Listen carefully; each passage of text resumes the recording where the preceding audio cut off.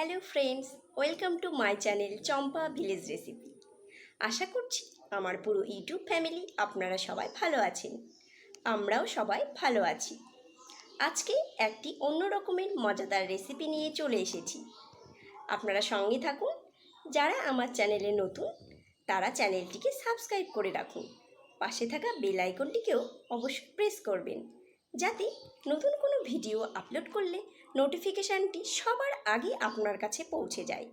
আসুন তাহলে আমরা এবার কিচেনে যাই, ভিডিওটি শুরু করি, রেসিপিটি শুরু করি। আমি একটি কুমড়ো নিয়েছি, এরকম একটি কুমড়ো নিয়েছি। কুমড়ো ভীষণ উপকারী একটি সবজি। কুমড়ো বা পাম্পকিন, এই কুমড়ো বা পাম্পকিনেরই একটি রেসিপি শেয়ার করব। কেউ স্কিপ করবেন না, পুরো ভিডিওটি অবশ্যই দেখুন। সম্পূর্ণ আলাদা স্বাদের একটি অন্য রকমের রেসিপি। আমি পাম্পকিনগুলোকে এইভাবে ছোট ছোট করে কেটে নিয়েছি। এই রেসিপিটি একটু অন্য রকমের, একটু সুস্বাদু। যারা হয়তো কুমড়ো খেতে চায় না তারা বুঝতে পারবে না যে কি খাচ্ছে, এত সুন্দর একটি রেসিপি। আমার কুমড়োর এই রেসিপিটির জন্য প্রয়োজনীয় উপকরণগুলি আমি নিয়েছি। এখানে আমি একটু রসুন এইভাবে কুচিয়ে নিয়েছি, আর একটি ডিম নিয়েছি। আমার আরও একটি প্রয়োজনীয় উপকরণ, সেটি হলো এখানে আমি একটু লঙ্কা ও পেঁয়াজ কুচিয়ে নিয়েছি। আমি কড়াতে একটু তেল দিয়ে নিয়েছি। এখানে আমি একটু এই কালো জিরে ফোড়ন দেব। কালো জিরের সঙ্গে আমি কুচানো রসুনগুলোকেও দিয়ে দিচ্ছি। এবার আমি একটু ভালোভাবে এগুলোকে একটু ভেজে নেব, হালকা একটু ভেজে নেব।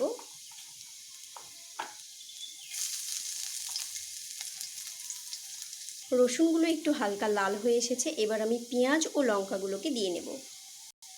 এবার এখানে আমি পেঁয়াজ ও লঙ্কাটাকে দিয়ে নিলাম। এগুলোকেও একটু ভালোভাবে এইভাবে ভেজে নেব।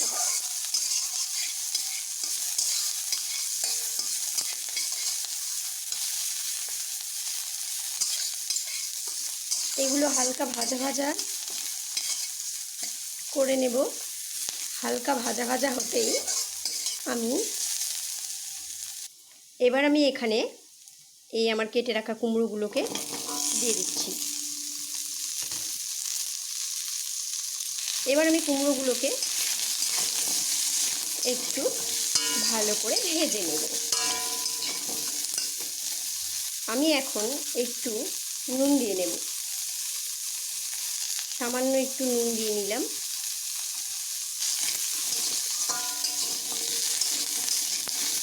নুন দেবার পরে একটু মিশিয়ে নিচ্ছি।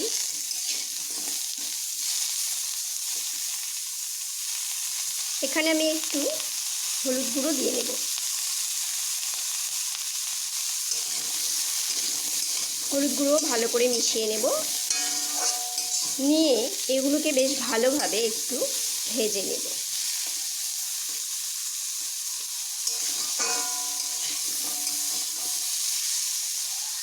এইভাবে ভালোভাবে ভেজে নিচ্ছি। কুমড়োগুলোকে আর একটু ভালোভাবে ভেজে নিতে হবে।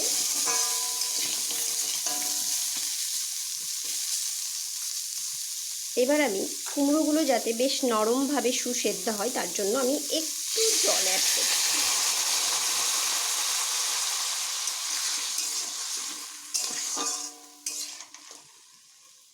এবার আমি একটুক্ষণের জন্য এটিকে ঢাকা দিয়ে দেব।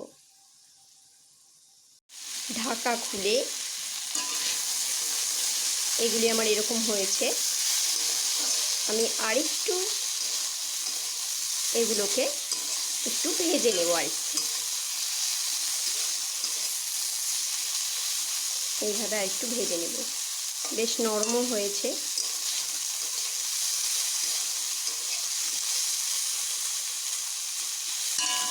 আর একটুক্ষণ ভেজে নেব।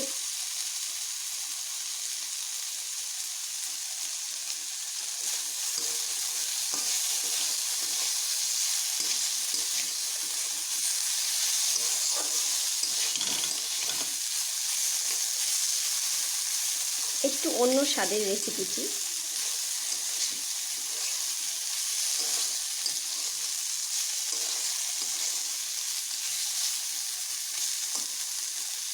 এইগুলো কীরকম সেদ্ধ হয়েছে একটু দেখি। হ্যাঁ, বেশ ভালোভাবে সুসেদ্ধ হয়ে গেছে। আমার এই রেসিপিটির জন্য এগুলোকে সুসেদ্ধ করে নেবার প্রয়োজন।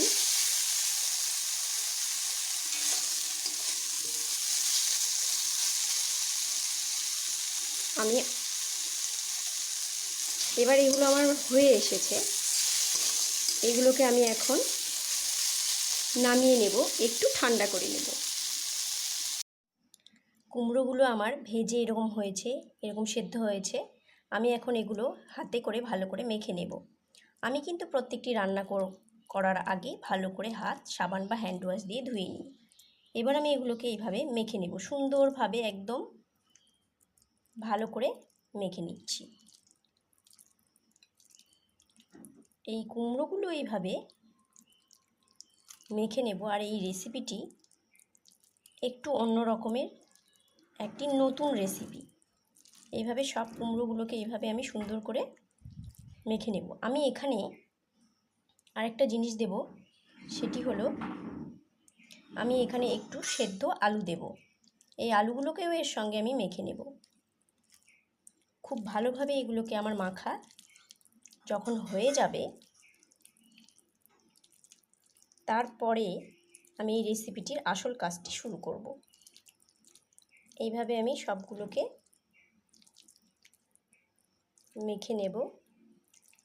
আমার মাখা হয়ে এসেছে, যেন কোনো দানা দানা ভাব না থাকে। এবার আমার এগুলো মাখা হয়ে এসেছে।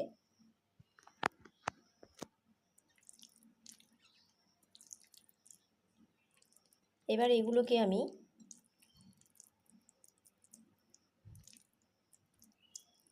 একটু এইভাবে শেপ করে নেব। এইভাবে একটু করে শেপ করে নেব।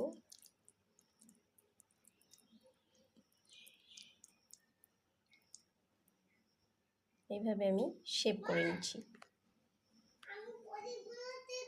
এখানে আমি যে একটি ডিম নিয়েছিলাম, এখানে আমি ডিমের মধ্যে একটু নুন দিয়ে নিচ্ছি। নুন দেওয়ার পরে ডিমের সঙ্গে নুনগুলোকে এইভাবে একটু মিশিয়ে নেব।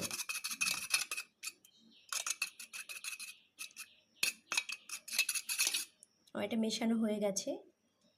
এখানে আমি একটু কর্নফ্লাওয়ার নিয়েছি, একটু বেসন নিয়েছি। আমি যে কুমড়োগুলোকে এইভাবে বানিয়ে নিয়েছিলাম, সেই কুমড়োগুলোকে এখান থেকে একটা একটা করে নেব। এইভাবে নেব, নিয়ে আমি প্রথমে আমি এখানে যে বেসন রাখা রয়েছে, সেই বেসনে এইভাবে আমি লম্বা লম্বা করে এটাকে করব। প্রথমে আমি বেসনের মধ্যে এইভাবে করে নেব। প্রথমে আমি এটাকে এইভাবে বেসনে এইভাবে মেখে নেব। বেসনে মেখে নেবার পর এখানে যে কর্নফ্লাওয়ার রয়েছে, আমি কর্নফ্লাওয়ার দিয়ে এটিকে ভালোভাবে এইভাবে করে নেব। কর্নফ্লাওয়ার এইভাবে ভালোভাবে কর্নফ্লাওয়ারগুলো এর পুরো গায়ে মাখিয়ে নেব, এইভাবে ভরে নেব।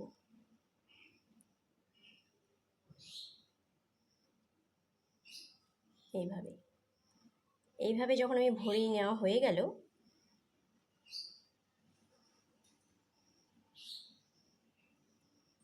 এইভাবে ভরিয়ে নেওয়ার পরে এইভাবে আমি প্রত্যেকটাকেই প্রথমে বেসন, তারপর কর্নফ্লাওয়ারের মধ্যে এইভাবে মাখিয়ে মাখিয়ে রেডি করে নেব। এগুলো আমার এইভাবে রেডি করা হয়ে গেছে। এবার আমি যে ডিম রেডি করে নিয়েছি, এই ডিমের মধ্যে এটিকে এইভাবে ভরিয়ে নেব। কড়াতে আমি তেল দিয়ে নিয়েছি, তেল আমার গরম হয়ে এসেছে। এবার আমি ডিমের ভেতর দেওয়া সেই কুমড়োরগুলোকে এইভাবে ছাড়ব। এইভাবে আমি এখানে দিয়েছি, এগুলোকে আমি একটা আমি উল্টে নিয়েছি। এবার আমি এটাকে আস্তে করে উল্টে দেবো এইভাবে। এইভাবে আমি নিচটাকে উল্টে দিচ্ছি। এইভাবে করে আমি বাকি সবগুলোকে আমি এইভাবে ভেজে নেব, বেশ লাল লাল করে। এগুলি কিন্তু আমি একদমই লো হিটে করছি। কুমড়োকে যদি এইভাবে বানানো যায়, যারা কুমড়ো খেতে চায় না তারা বুঝতে পারবে না যে তারা কি খাচ্ছে। এত সুন্দর একটি রেসিপি, এটা স্ন্যাক্স হিসেবেও খেতে পারবেন মুড়ির সঙ্গে, আবার ভাতের সঙ্গেও খাওয়া যেতে পারে। এইভাবে আপনারাও ট্রাই করতেই পারেন। আমার এগুলো হয়ে গেছে, আমি এবার এগুলোকে তুলে নেব। আমি বাকিগুলো আরেকটি এইভাবে ছেড়ে দিয়ে দেখিয়ে দেব।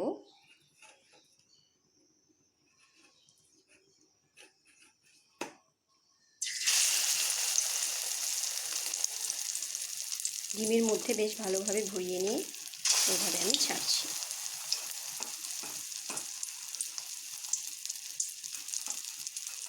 এটি আস্তে আস্তে হিট দিয়ে ভেজে নিতে হয়। আমার কুমড়োর এই রেসিপিটি এখন রেডি টু সার্ভ। ভীষণ টেস্টি একটি রেসিপি, এটি খেতে কিন্তু ভীষণ সুস্বাদু। বিকেলে স্ন্যাক্স হিসেবে মুড়ির সঙ্গে এটি খাওয়া যেতেই পারে, আবার দুপুরে ভাতের সঙ্গে এরম একটি রেসিপি থাকলেও কিন্তু মন্দ হবে না। Thanks for watching my video. আপনারা সবাই ভালো থাকবেন, সুস্থ থাকবেন এবং আনন্দে থাকবেন। রেসিপিটি ভালো লাগলে একটি লাইক ও কমেন্ট অবশ্যই করবেন। আবার দেখা হবে অন্য কোনো রেসিপির সঙ্গে। ততক্ষণের জন্য বাই।